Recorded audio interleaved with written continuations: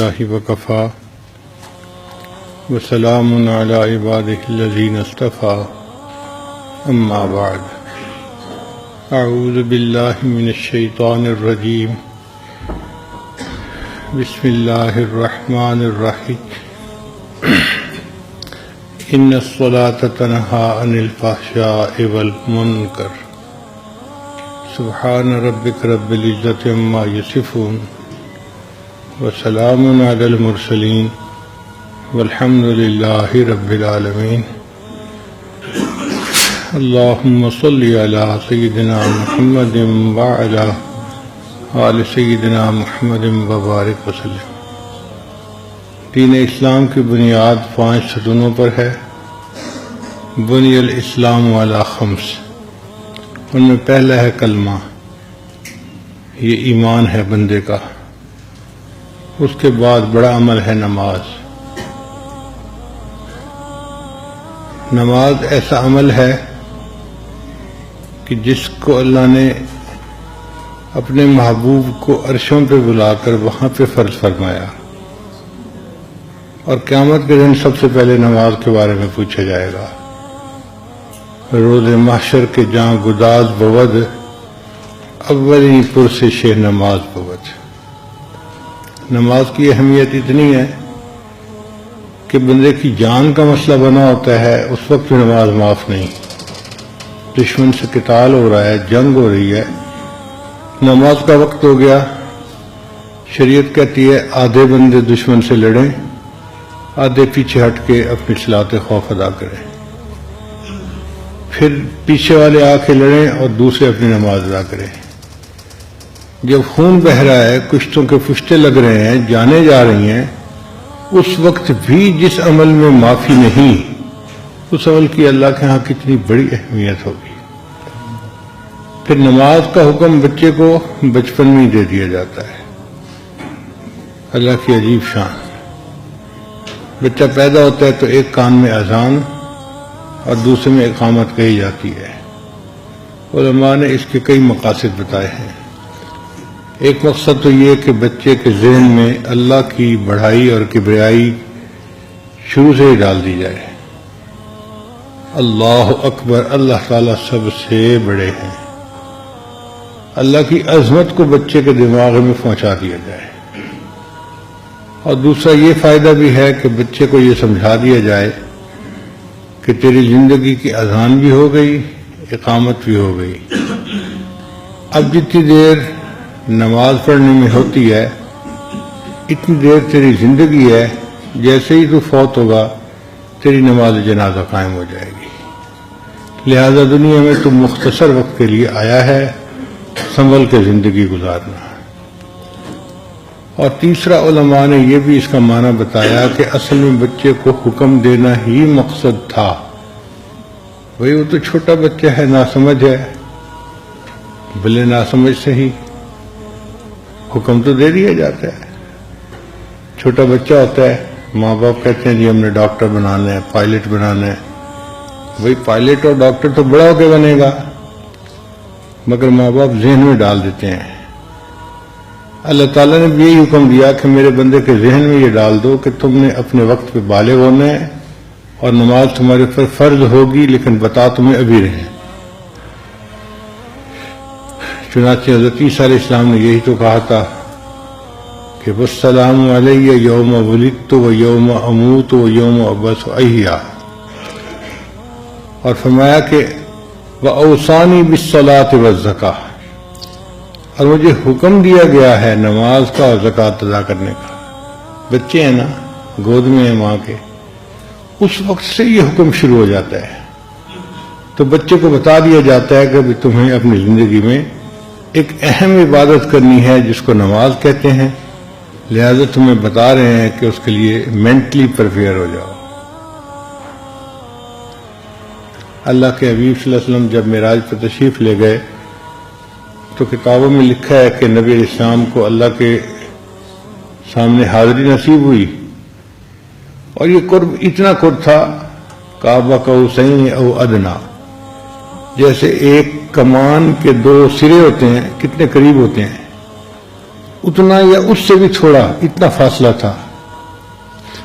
تو نبی علیہ الصلوۃ والسلام نے اللہ کی خدمت میں 3 الفاظ کہے: التحیات للہ والصلوات والطیبات.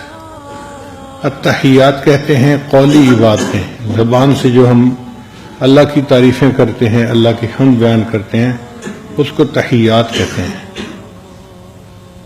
صلوات کہتے ہیں بدنی عبادتیں، جیسے نماز ہے، روزہ ہے.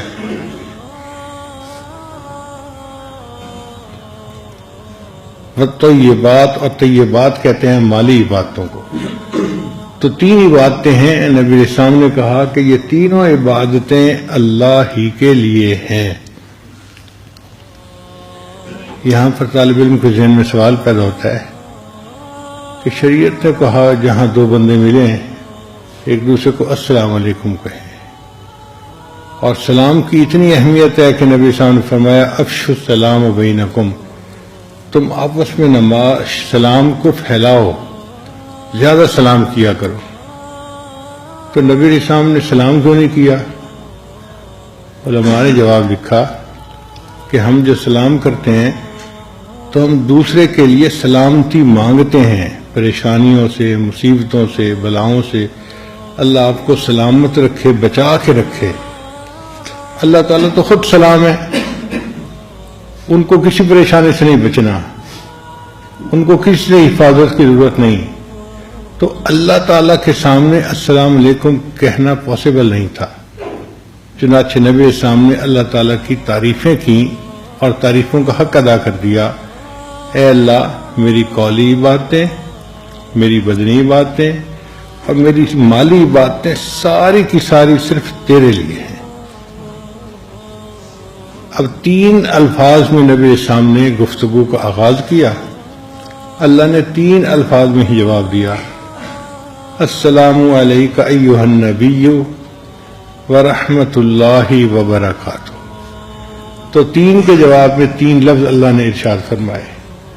تو نبی علیہ السلام کو تو سلامتی کی ضرورت تھی، تو اللہ نے اس لیے فرمایا السلام علیک ایھا النبی ورحمۃ اللہ وبرکاتہ. اب جب نبی علیہ السلام پر اللہ نے اپنی سلامتی، اپنی برکت، اپنی رحمت کے کرنے کا اظہار فرما دیا، تو بعض حدیث میں آتا ہے کہ فرشتوں نے کہا، اور بعض حدیث میں آتا ہے کہ نبی علیہ السلام نے اپنی امت کو یاد کیا اور یہ کہا کہ السلام علینا وعلی عباد اللہ الصالحین، تاکہ میری امت میں جو آنے والے نیک لوگ ہیں وہ بھی اس سلامتی میں اور برکت میں اور رحمت میں شریک ہو جائیں. چنانچہ یہ معراج کے وقت کی گفتگو تھی جس کو اللہ نے التحیات کے اندر پڑھنے کا حکم فرما دیا، اور اللہ نے نبی علیہ السلام پر 50 نمازیں امت کے لیے فرض فرما دیں. نبی علیہ السلام بڑے خوش، بڑا ہدیہ مل گیا، بڑا تحفہ مل گیا. جیسے کسی محبوب سے کوئی بڑی انتہائی قیمتی چیز مل جاتی ہے تو محب مزے میں ہوتا ہے کہ مجھے محبوب نے کیا دے دیا. نبی علیہ السلام کی یہ کیفیت تھی. چنانچہ نبی علیہ السلام معراج کے بعد نیچے آسمانوں پہ تشریف لائے. ایک آسمان پر حضرت موسیٰ علیہ السلام راستے میں بیٹھے انتظار کر رہے تھے. سوال یہ پیدا ہوتا ہے کہ 1,24,000 پیغمبروں کو نبی علیہ السلام نے بیت المقدس میں نماز پڑھائی تھی معراج پہ جانے سے پہلے، تو پھر ان میں سے حضرت موسیٰ علیہ السلام کیوں راستے میں آ کے بیٹھے؟ حضرت آدم علیہ السلام بیٹھ جاتے، ابراہیم علیہ السلام بیٹھ جاتے، اور بھی بڑے انبیاء تھے، اولو العزم رسول تھے. حضرت موسیٰ علیہ السلام کی تخصیص کیا ہے؟ علماء نے جواب دیا کہ یہ محبت کا معاملہ ہے. حضرت موسیٰ علیہ السلام اللہ کے کلیم تھے. وَكَلَّمَ اللَّهُ مُوسَىٰ تَكْلِيمًا. اللہ نے ان سے طور پر ہم کلامی فرمائی تھی. اور یہ جو ہم کلامی ہوتی ہے نا، یہ بندے کو مجبور کرتی ہے کہ محبوب کا دیدار کرے، ملاقات کرے. چنانچہ موسیٰ علیہ السلام جانتے تھے کہ اللہ تعالیٰ بہت بڑے ہیں اور یہ دیدار شاید دنیا میں پاسبل نہ ہو، مگر محبت میں ڈوبے ہوئے تھے. کہہ بیٹھے رب ارنی انظر الیک، اے اللہ میں آپ کو دیکھنا چاہتا ہوں. اللہ نے فرما دیا میرے پیارے موسیٰ علیہ السلام تو مجھے نہیں دیکھ سکتا، آپ ذرا اس پہاڑ کو دیکھو، میں پہاڑ پر اپنی تجلی ڈالتا ہوں، اگر تم اس کو برداشت کر جاؤ گے تو پھر بات۔ جب اللہ نے پہاڑ پر تجلی ڈالی تو پہاڑ ریزہ ریزہ ہو گیا اور موسیٰ علیہ السلام بے ہوش ہو کے گر گئے۔ تو موسیٰ علیہ السلام اللہ کا دیدار نہیں کر سکے۔ اب ان کی حسرت تو پوری نہ ہوئی نا۔ آج موسیٰ علیہ السلام کو پتہ چلا کہ اللہ نے اپنے محبوب صلی اللہ علیہ وسلم کو اپنے دیدار کے لیے عرشوں پر بلایا ہے، تو موسیٰ علیہ السلام کے دل میں ایک خواہش نے جنم لیا، اللہ میں تو دیدار نہ کر سکا کیونکہ دنیا میں پاسبل نہیں ہے، آپ نے اپنے محبوب کو عرشوں پر بلایا ہے، میں راستے میں بیٹھ جاتا ہوں، جو آپ کا دیدار کر کے واپس آئیں گے میں ان کا ہی دیدار کر لوں گا، میں نہیں مل سکا تو کوئی بات نہیں، آپ کے محبوب تو آپ کا دیدار کریں گے نا، جو آپ کے دیدار سے مشرف ہوں گے اللہ میں ان کا دیدار کروں گا۔ اللہ اکبر کبیرہ۔ اس لیے حضرت موسیٰ علیہ السلام راستے میں انتظار میں تھے، نبی علیہ السلام سے ملاقات ہوئی، عرض کیا اے اللہ کے حبیب صلی اللہ علیہ وسلم آپ کو کیا ہدیہ ملا؟ نبی علیہ السلام نے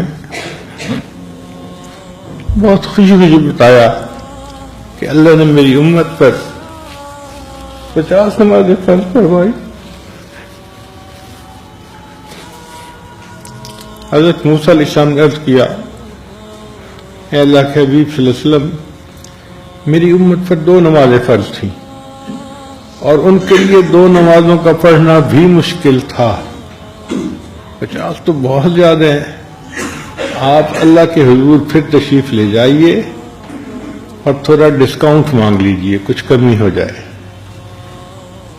تو نبی علیہ السلام پھر آسمانوں پر گئے، اللہ کے حضور عرض کیا، اللہ نے 5 نمازیں کم کر دی، 45 ہو گئیں، پھر دوبارہ گئے، پھر سے 12 گئے، جاتے رہے، 5 نمازیں کم ہوتی رہیں تو 9 دفعہ اوپر نیچے گئے، 45 نمازیں معاف، 5 نمازیں رہ گئیں۔ اللہ نے فرما دیا میرے محبوب آپ کی امت 5 نمازیں پڑھے گی، ہم ان کے نام اعمال میں 50 کا ثواب لکھیں گے، من جاء بالحسنۃ فلہ 10 امثالھا، ہم 10 گنا اجر دیں گے اس کا۔ اب یہاں طالب علم کے ذہن میں ایک سوال پیدا ہوتا ہے کہ کیا حضرت موسیٰ علیہ السلام ہمارے آقا صلی اللہ علیہ وسلم سے زیادہ ذہین تھے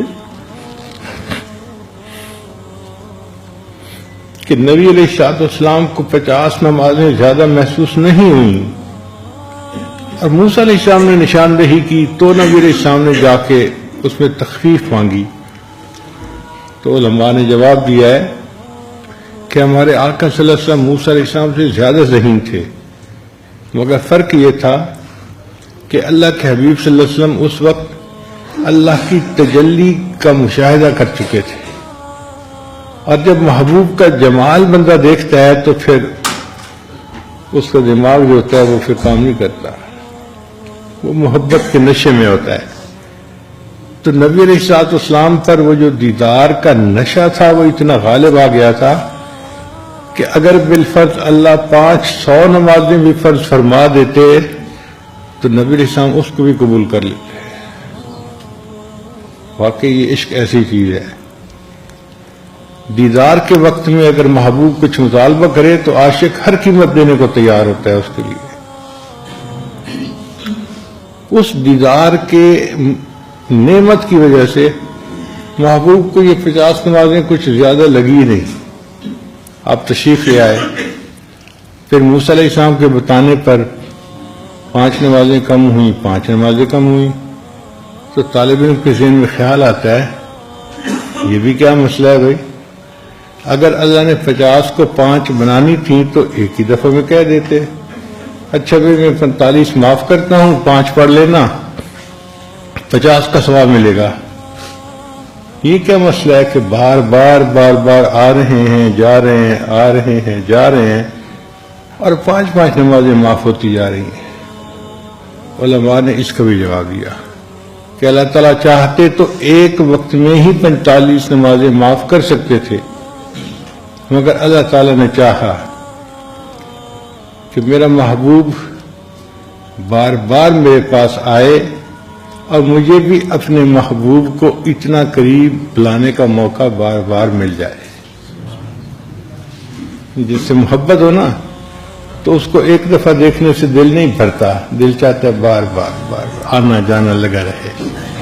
اور یہ بھی تھا کہ اللہ نے چاہا کہ میرے محبوب صلی اللہ علیہ وسلم کل کو دشمن آپ کو تانا دیں گے، وہ جی ایک دفعہ عروج مل گیا تھا بس معراج ہو گئی۔ اللہ نے فرمایا نہیں، میرے محبوب صلی اللہ علیہ وسلم جتنی بار آپ چاہیں گے اتنی بار عروج پر آئیں گے، آپ کے لیے آنے جانے کی کوئی پابندی نہیں ہے۔ تو واقعی پتہ چلا کہ محبوب نے جتنی بار چاہا اللہ نے اتنی بار معراج عطا فرمایا، عروج عطا فرمایا۔ اس لیے بار بار آنے جانے میں بھی حکمت تھی۔ اب 5 نمازیں رہ گئیں تو یار لوگ کہتے ہیں جی ایک دفعہ اور چلے جاتے تو مسئلہ حل ہو جاتا، کوئی مسئلہ حل نہ ہوتا۔ یہ جو 5 رہ گئیں یہ اللہ کی نعمت ہے، اس کی قدر اس دلہا سے پوچھو کہ جس کا پسند کی جگہ پہ نکاح ہو گیا۔ اگر کوئی بچہ اس کو کہے کہ یہ تم نکاح کے لیے کیوں گئے، وہ جواب دے گا اگر میرا نکاح نہ ہوتا تو میں محبوب کا جلوہ کیسے دیکھتا، مجھے ملاقات وصل کیسے نصیب ہوتی۔ امام ربانی مجدد ثانی رحمۃ اللہ نے اس نقطے کو اپنے مکتوبات میں کھولا ہے۔ وہ فرماتے ہیں کہ کوئی عمل مومن کا ایسا نہیں جو بندے کو اللہ کا دیدار کروا سکے، صرف نماز ایسا عمل ہے۔ اگر نماز نہ ہوتی محبوب کے چہرے سے پردہ کون ہٹاتا اور اس کے دیدار سے کون لطف اندوز ہو سکتا۔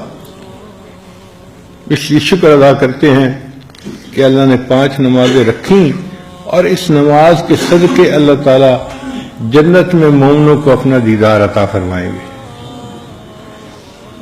حضرت مجدد ثانی رحمۃ اللہ نے اپنے مکتوبات میں یہ بات بڑی تفصیل سے لکھی ہے کہ جس کیفیت کی نماز بندہ دنیا میں پڑھے گا اسی طرح کا اس کو دیدار جنت میں حاصل ہوگا۔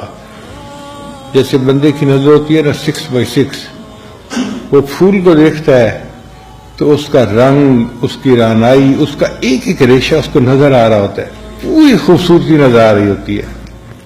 اور جس کی نظر تھوڑا کم ہوتی ہے اس کو پھول تو نظر آتا ہے لیکن وہ رانائی نظر نہیں آتی، اور نظر کم ہو تو پھر پھول کا صرف سائز نظر آتا ہے، آگے رنگ کا بھی پتہ نہیں چلتا کہ رنگ کون سا تھا۔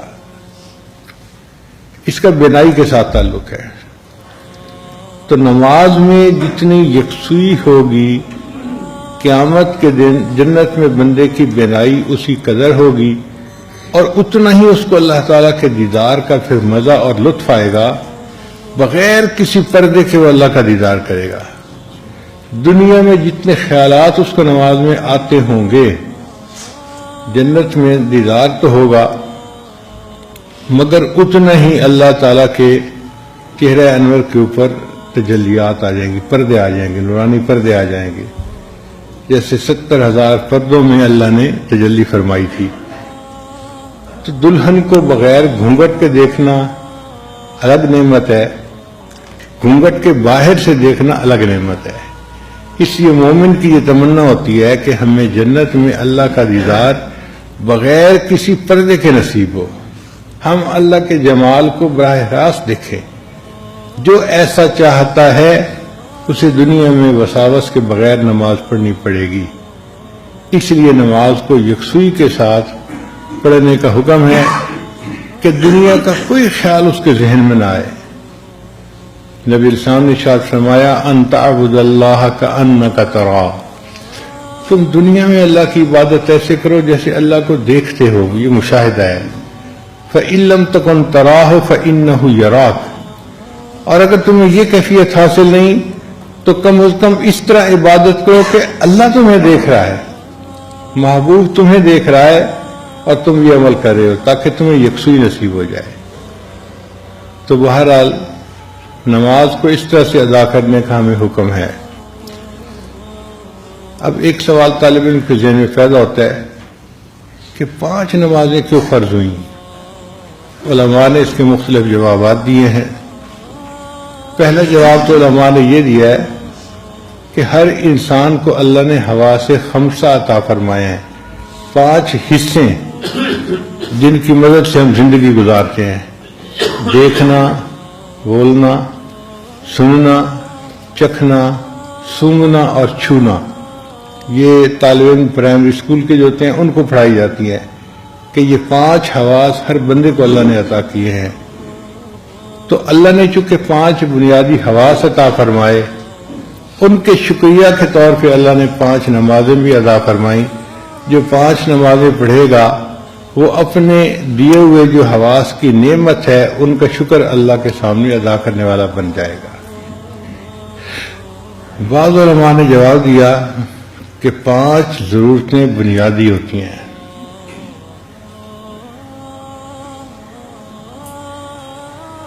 روٹی یعنی کھانا،